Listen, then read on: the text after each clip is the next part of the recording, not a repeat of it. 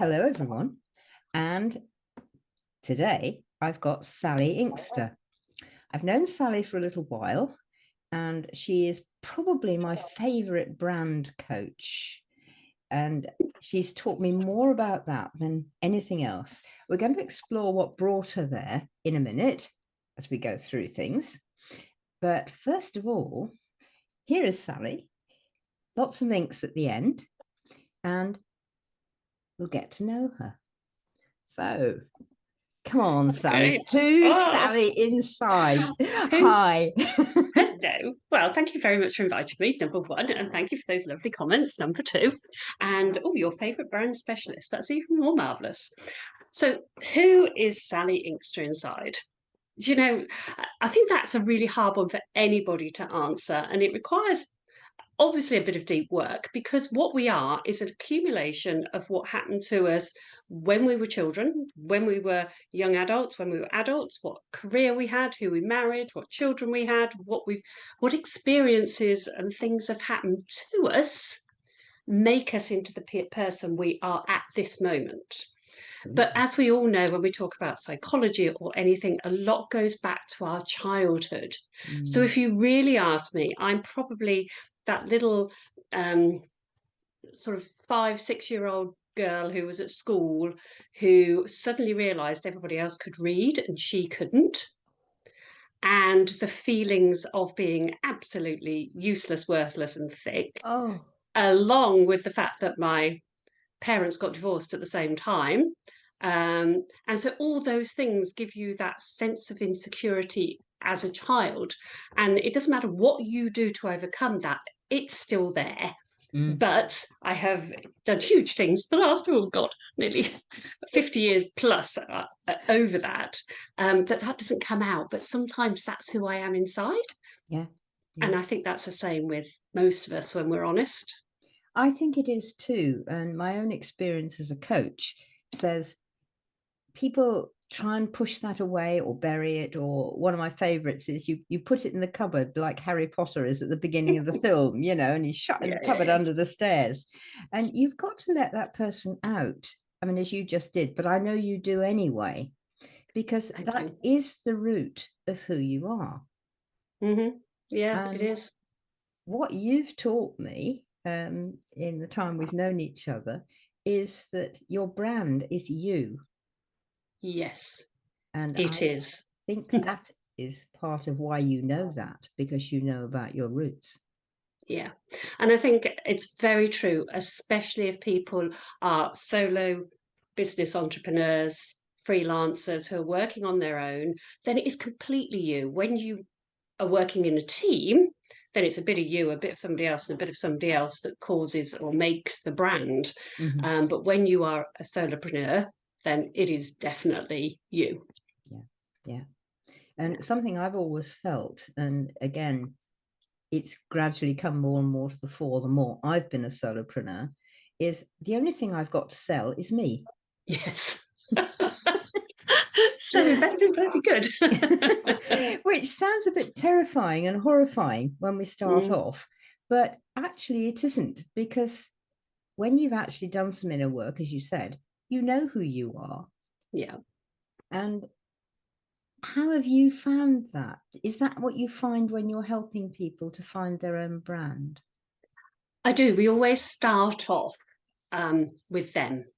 And does it amaze me or does it not amaze me? I'm very used to people not really knowing so about themselves. And I have a process that I take my clients through. But the first thing we do is we look at I have a system called the 3 PHs. And the first one is philosophy, which looks at their strengths, their talents, their personality, their mindset, all those stuff that's in your head. Yeah. Um, and that, when I say to them, right, what are your strengths? And quite often people have to think about it and say, well, I'm very good at English, or I'm very good at adding up, or I'm very good at organising people.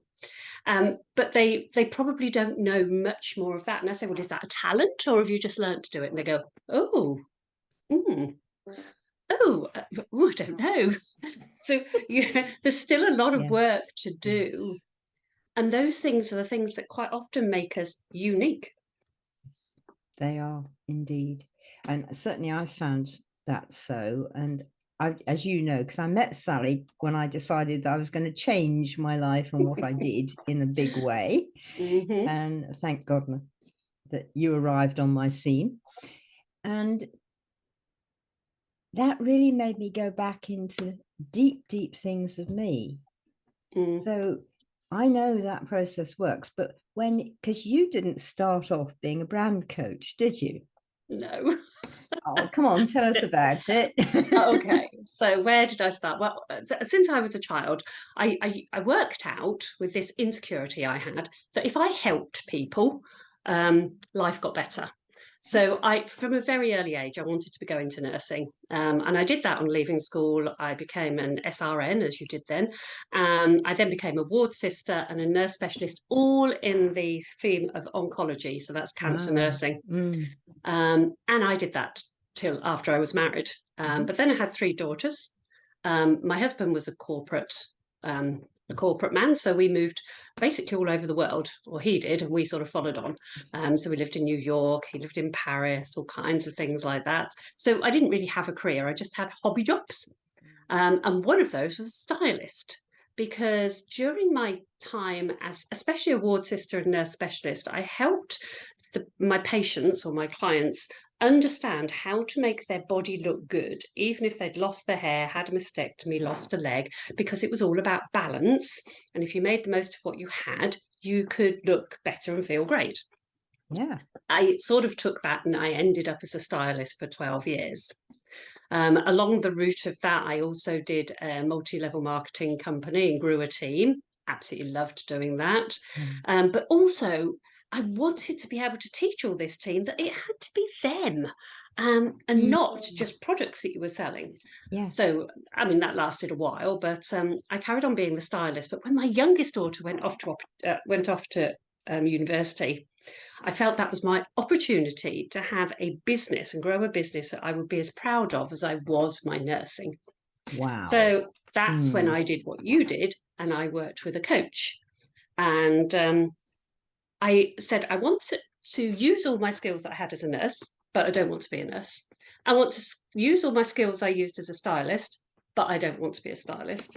I want to learn all the use all the self development I used in the multi level marketing company, but I don't want to be in one of those anymore. So, what am I going to do with all these skills? And I thought, well, I'm going to have to make myself a bespoke job. But what I ended up doing was giving myself a personal brand that then explained who I was. And I thought, oh my goodness, if somebody had done this process with me sort of 12 years ago, I Yeah. would have had very, very different businesses. Yeah. But nobody did, Mhm. because I don't think the system was really there. It was all down to trial and error. Mm. And Yeah. building a personal brand is trial and error. Yes. But Yeah. I have found a system that shortens it from a number of years to a number of hours or maybe days, Mm. which is, I feel, far better. I think that's great. And it's something I don't, I'm not a brand coach in the sense, at least maybe I am. Sometime we'll have to have a private talk about this. But what my passion is, and I think you share it, is we want, I want you to be you, whoever my client is. I want you to be yourself, the Yeah. real self inside, what I call the badass self. This is the one that you have to hide in the cupboard because it might not be acceptable. And when you are that, in a sense, you automatically seem to be getting a brand. Yes. Well, you are. You are your brand, because Yeah. brand is sort of your reputation. So Mm-hmm. when you worked in an office, you had a Yeah. reputation for the girl who liked the pink cup or didn't take tea and had sugar in her tea. That was your reputation. She Yeah. was a person you went to who had the band-aids or whatever. Yeah. And that reputation now we have to put online and be able to Yes. tell people what it is, and not just tell them, but show them. Yes, that's really important. And I find that so enormous because I'm also an author, as some Yeah. of you know. And the one thing authors are always told is show, don't tell. If you start Yes. telling somebody about, and Mary went down to the field and the field was green and there were grass in it and there were cows in it, everybody's going, zoom. And that was the end of people reading. They don't really read it. But if you said, Mary wasn't looking where she was going, she stuck her foot in a rabbit hole, fell over, and suddenly came up, and there was this cow's nose in front of her. You're wondering, what on earth's happening? So you're Mhm. listening because you're Yeah. there. And do you find it's like that when you help people be their brand? It definitely is, because what you're doing is telling a story. Yes. And the story is about you, but the reason you're telling the story is that they will recognize the things that they have in common with you. So if someone had ever fallen over, they would understand how that felt. They would Yes. understand the emotions falling over comes. Yep. And then to sort of look up in the sky and have a cow's nose looking at you, they Yep. can imagine it, or they can go, oh my goodness, when I fall over and the dog looked at me. They can recognize what's happening Yes. rather than being told what's happening. And as soon as they recognize in you Mm. something that they have been through, they then know that you understand them. Yeah. That's what they're looking for. Yeah. And then once they know you understand them, what I find is that that's an automatic trust. In a sense, you haven't got to say, I've got qualifications as a psychotherapist, which I have, or some other kind of qualification, I've done a NLP or something like that. They don't care No. because you've shown them that you understand how they feel. Mhm. Therefore, they feel, I'll trust Sally, I'll trust Ellen, I'll go to them because whatever they do, I think it'll work because they know where I've been. They know Yeah. where I am. Mhm. Mm, Absolutely right. And uh, I find a lot of business owners get stuck in the learning route, yeah. and you go down this rabbit hole of, I have to learn how to do this and I have to get a qualification, I have to learn to do this and I have to get a qualification before I can go out and have any clients. Yes. But in actual fact, your mother didn't have a qualification as being a parent, but No. I bet quite a few of you do things either that your mother did or that your mother didn't do Yeah. because you learned from her. Yeah. So there are so many things that we help people with Mm, because we've been there in the first yeah. place. I find that's so important, and the people that I really trust are my own coaching mentor, because we all have a Yes. mentor, but you can't do this on your own without somebody to give you a helping hand. And they have so much experience, life experience, and it isn't always some qualification. It's Mhm. just, God, I had that when I was working in an office too. Yeah. And you suddenly go, oh, that relief. And Hmm. I can imagine it from your own the experience you've just told us, let alone the rest of it. Somebody comes along and they remember being in hospital, or they remember a relation who's had cancer or something. Yeah. Yeah. And it really gets home, doesn't it? In that. It does, and they can imagine what sort of person you are, because that's what Mm, you're trying to teach them. Look, this is who I am, and mm, because of who I am, this is how I'm going to treat you, and this is how we will work together. And yes, that makes they've got to trust you, haven't they? absolutely. Before they Yeah, can work for yeah, you at all. Yeah. yeah. And without trust, there's nothing. I mean, I sometimes laugh with. It depends on the client and their sense of humor, but you have to walk where you're going with the person. But Yeah. it's when you pick a coach or a mentor or whatever to help you, it's almost like finding somebody to go on a date with. Yeah. There's chemistry. You go, Hmm. oh, he sparks me. She really sparks me. I get Yeah. that. Yeah. And if that isn't there, I don't care if they've got alphabet soup after their name. It's not going to work, is it? You've got to No, have that trust. you have. Mm. But I think, even if we go and buy something, how many times, and I've done it quite a few times, if I walk into a shop and I'm looking for something in particular, and the shop assistant is really helpful, then I'm probably going to buy something anyway because I like how she's helped me. I like how she's shown me Yes. around the shop. Yeah. Whereas if she goes, oh, we just haven't got one, or oh, we might have one in the back. Well, there's this one, well, if you can't be bothered, and then she turns away. Yeah. yeah. If you can't be bothered, I can't be bothered because Yeah. I'm not going to buy that thing from you. I'll go and find it somewhere else. Yeah. Yeah.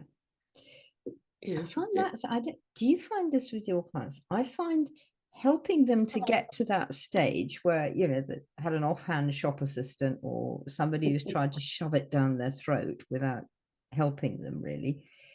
They sort of feel obliged in case they hurt this shop assistant's feelings or this plumber's feelings or this whoever it is his feelings. And they don't just sort of go, no, we're not fit, and back off. Yeah. And it's hard for people to learn that it's actually okay. Everybody doesn't have to like you. No, and I think that's a two-way thing. I think sometimes the client can be a bit embarrassed and doesn't want to hurt whoever she's saying, no, I don't want to work with you. Yeah. But then also, as a trainer or a coach, a mentor or a support system, you have to learn that actually it's perfectly all right for them to say, I don't want to work with you. They're not saying, you know, I don't like you at all. No. They're just saying it's not going to work for us. Yeah. And that's absolutely fine. Yeah. And on the other side, I mean, I've had to learn to do, and I'm sure you have, there are times when somebody comes and they want to work with you and you just go, this isn't going to work. Not me. And you have to find the way to, I usually do it on the lines of, I don't think I'm really the person for you.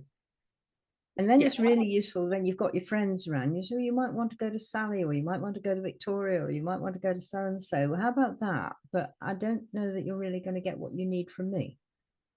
Yes. But that's hard to say as well. Sometimes, you know, I'm not good enough to actually, you know, for you. Yeah. And in the short term, perceivably, you're turning away money. In the long term, it would never work anyway. No. And your instinct. I mean, I'm a huge believer in instinct, and you should go with your gut every time. So if that gut says don't work with them, and you go, my head's saying, I know, and, you know, my head says this, but but your gut's saying you'll regret this. You'll regret this.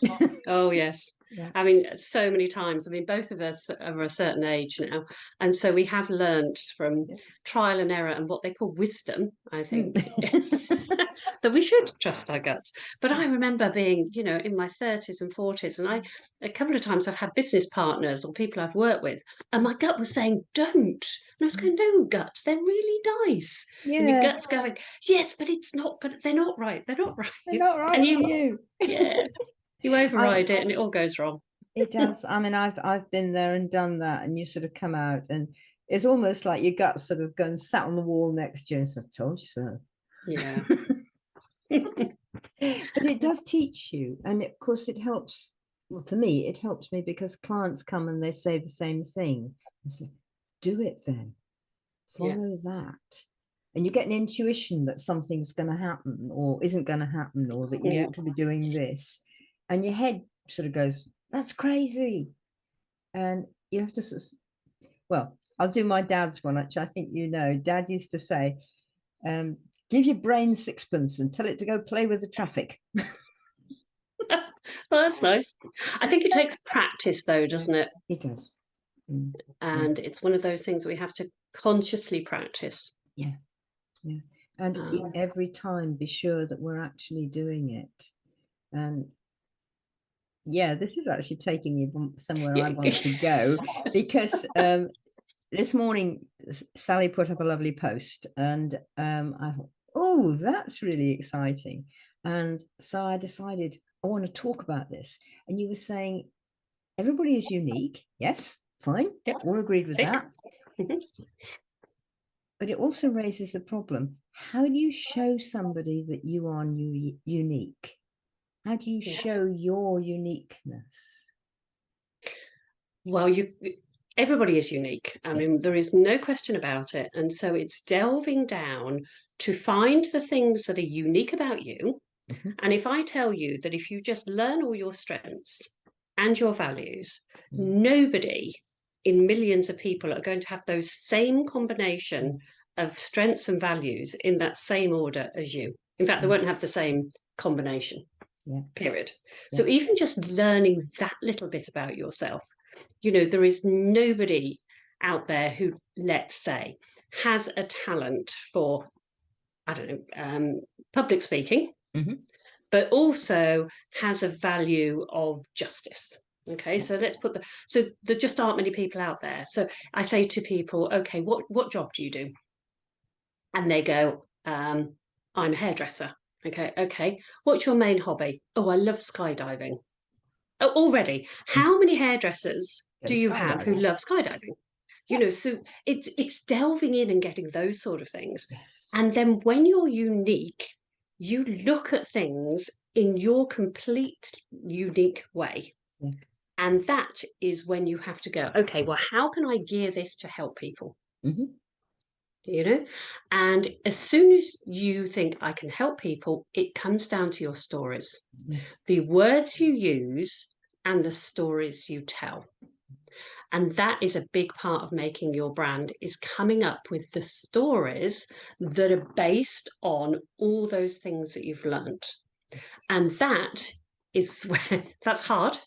Very, yes, it is. It's a little bit time consuming, can be challenging, because some of those, you know, to me, straight away with you, I shared you a small, tiny bit of my childhood. You did, straight away. Yeah. And which could have been painful.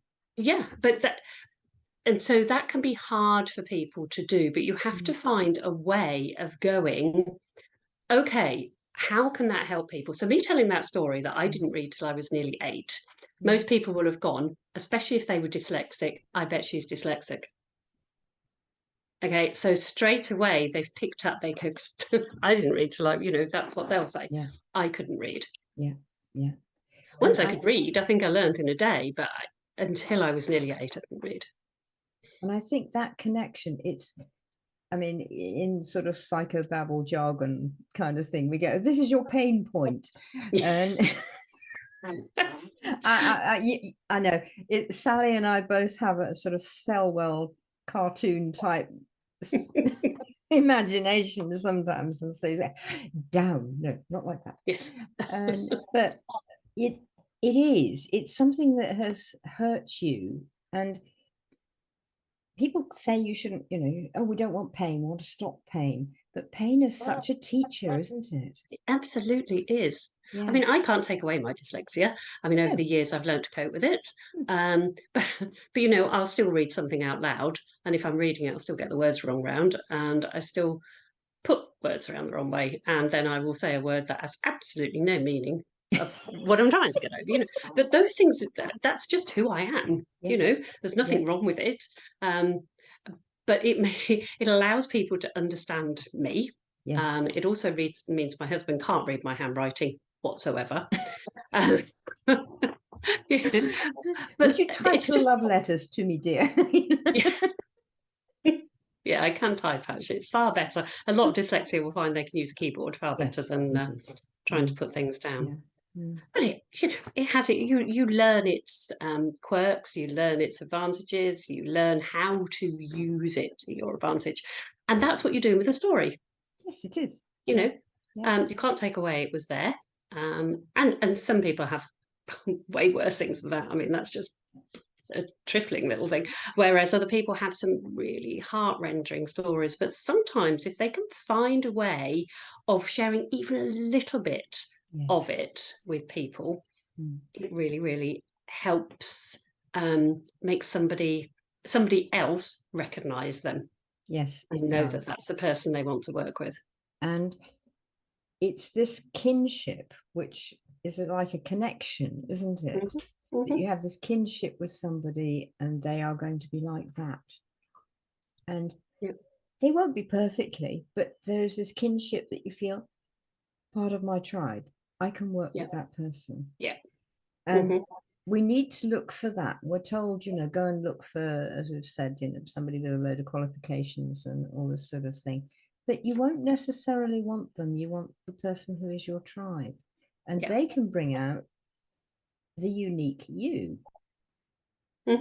Absolutely. Yeah, because that's what you want. And that's the way you whisper in a very busy, noisy marketplace. Yes. Because if we're all shouting, buy my apples, buy my apples, buy my apples, and there's 1,000 people shouting that, why are they going to choose your apple? Yeah. But if you say, oh, I don't know, there's something different about this unique, I have my apples, they're still here on the tree. I will pick them for you and give you one. That makes it unique because it's the only apples still on a tree. Yeah. That's probably not a very good analogy, but you get my idea that you have to be able to make yourself unique so that you can be visible in a very busy marketplace. And people get upset about that. It's just like, oh, well, you know, why should I? It's not fair if I shine. Well, it's not fair if you don't either. Absolutely, I quite agree with you. I was just like, as my usual, throw the cat amongst the pigeons and see what happens. But people do feel that. It's like, oh, well, I can't be too big for my boots. I can't be shining. I can't be this, that, or the That's other. usually I would say, a sentence we've heard from when we were very young. Don't show off. Don't do this. Yeah. But the thing is, if you do have something, I think what a personal brand brings to you when you've done the work is that you are proud of who you are. Yes. And you are proud of what you do, what you stand for, and how you help. Yes. And if everybody can get to that stage where they're proud of themselves, because there's nobody else, you know, what's the alternative? So we might as well be proud of ourselves, and then we can come over in a caring, authentic, holistic, however you want to describe it, but it comes over as the original you. Yes. And the best version of you. It does, because you've this, I'm happy with me. I'm content in my skin, whatever words you want to say. And I'm okay with being me. And to meet somebody who says, and you can feel it come off them, I'm okay with being me. It's like, almost like, well, if they can, I can perhaps. At least I can try. And that helps bring it on again. Yeah. The newness, which I think is just so important. But it's an amazing thing to be able to give people when I take them through what a personal brand is and we do it, and they come out at the end and they go, wow, I'm quite amazing. You know. And that is so nice to hear. I mean, I get it. Oh, I did that. That was okay. And it worked. And yeah, I'm happy with what I just did. Yeah. When they maybe come to you at the beginning where they're like, oh, I don't know about this, you know, should I really be looking like Coca-Cola or Armani or something? No, you need to look like Sally. Well, only if you're Sally, put it that way. Exactly. Yeah. If you're not Sally, I mean, I love the Oscar Wilde one, you know, be yourself, everybody else is taken. And it's just like, it's so blindingly obvious when it comes at you like that. But it's very hard for people to manage to do. Sally, what are you up to at the moment? What have you got for us? What can we get on your website? What have we got to? Excited about? Yes, the one I'm excited about actually is I've got a few online courses, and I obviously have people working with me one-to-one. But what I hear from so many people is, I don't even know what a personal brand is, and I have absolutely no idea what it consists of. I know it's something about, you know, who I am and how I come over. But so I've come up with my signature entrance course called Dazzle. DAZZLE. You do. And that gives everybody, if you're looking for a personal brand, it gives them an audit on where they are. It gives them where they should be, and then various tasks to put them on the road to getting to there. Yeah. Which is ideal for people, and it gives them a really good stance. And they can do this. But I know what it's like with online courses. You know, Ellen, over the years, I don't know about you, but have you got online courses or books that you've bought and they sit on your computer and you've never done them? I have had. Yes. Well, so to stop that happening, I say to people, you book some time with me first. So you buy the course, book some time with me, and you book the time with me before you've started the course, which means that you've got to get that course done before you have your time with me. Otherwise, you've just wasted all that money. You know, yeah, all that money and the all time that to have time. with me. Yeah. Mhm. Yeah. And I find that the percentage of more people who actually complete it is phenomenally good. It's very good like that. It's, you know, it's a carrot, it's something to aim for, and sort of like, I do all this, and I'm going to then be able to go to Sally and tell her what I did and what it's like and all about it. And I'll know how well I've done it. Yeah. And that will make such a difference. Exactly. Yeah. Because I find this, I used to find this, I don't do it this way so much, but you'd have a course and people would sort of do it and say, oh, well, I've only got as far as number 3. Oh, no. And you sort of go, well, number 3 is sort of like nowhere much. It's about time we you know, you need to get further on, otherwise there isn't anything new to tell you. Yes, it's like they'd actually prefer to spend 10 times more for me just sit in the room while they completed it. You know, but I'm learning a lot about body doubling at the moment. That when you sit with somebody else, you get a lot more work done.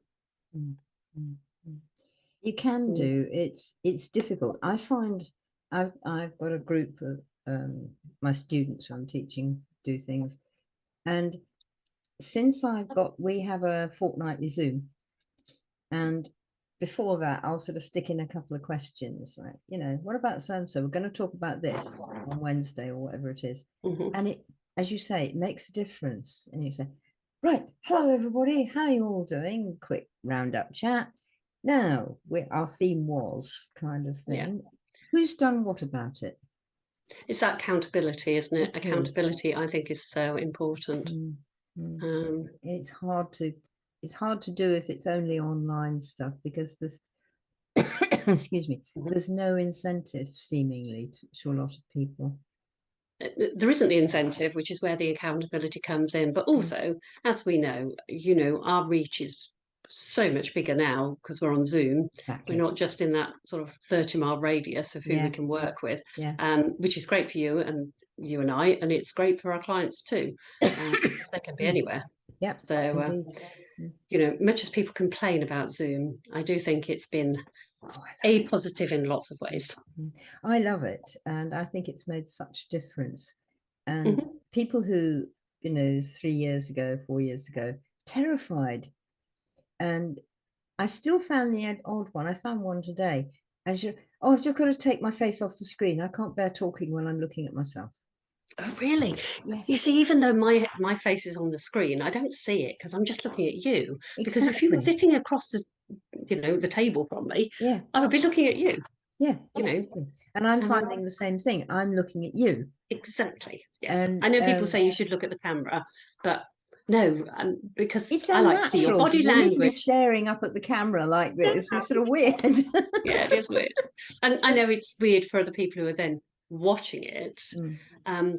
But I think, you know, being able to talk to you as a human, so I'm looking at your eyes and you're looking at mine, and that works. Probably doesn't make great TV though, because we're not looking in the right place. So apologies. When we do solo things, we can talk straight to the camera, and that's fine. But when you've got a group thing, I do think it's important that you look at each other. Well, I think it it's makes human another nature. Connection.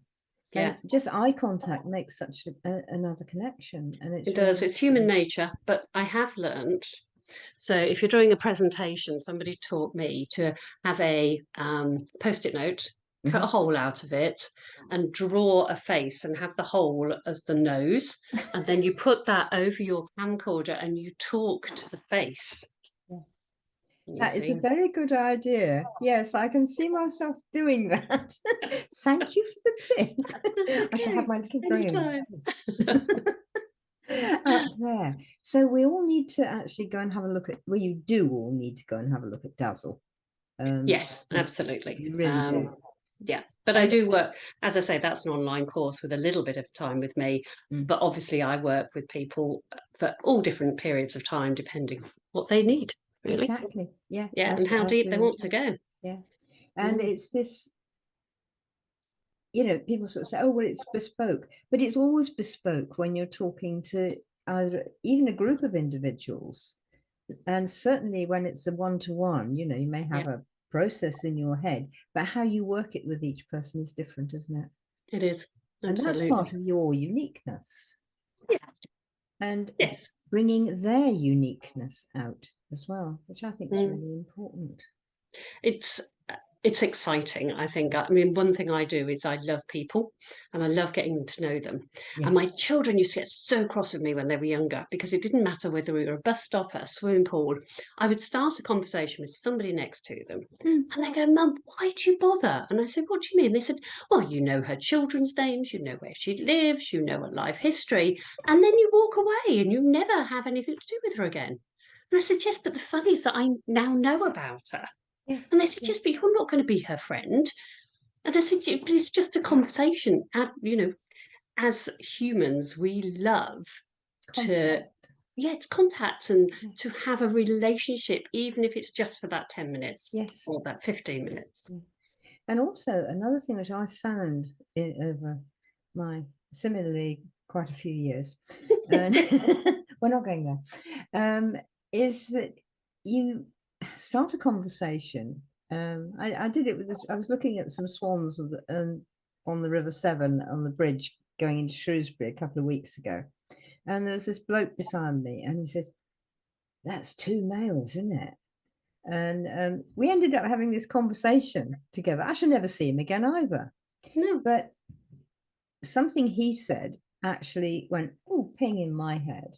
And I suspect, quite possibly, something I said might have gone ping in his head. And you never see the person again, but they've started something inside you. Mm, And that contact was worth it. yeah. Yeah. And that's the excitement about every day, isn't it, Ellen? You don't know who you're going to meet Nope. or what's going to happen. But if you just treat every time as an opportunity, then that's great. Yeah. And like Yeah. meeting people. Sally, it's been wonderful. Oh, it's And been great I fun. think Thank you. I think we've probably excited people, and I cannot recommend Sally too highly. Oh, thank you. She's such fun, and she's a gloriously badass, wicked woman. So I really like her. And the same back to you. And when you want links for her, there will be links in all the show notes, and Lovely. a little bit more about Sally to remind you, so you can Yeah, contact her there. Do it; it's worth it. it'll be great. Look forward to it. See you again, Sally. Yeah, you take care. Bye. Bye.